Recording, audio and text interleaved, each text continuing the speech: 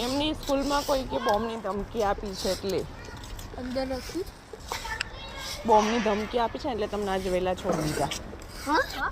હા બોમ્બની ધમકી? હા, સ્કૂલમાં રાખેલા છે કોઈ બોમ્બ. એ તમારી સ્કૂલનું નામ નથી હીરામણ સ્કૂલનું, પણ બીજી બધી સ્કૂલોનું નામ છે, અમુક અમુક સ્કૂલોનું. એટલે સારું ચલો.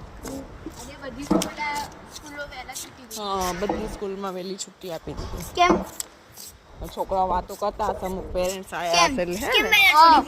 શું કહેવાય, અમારે તો ગુજરાતીનો પીરિયડ ચાલતો હતો એટલે બધા નામો બોલવા લાગે. શું નામ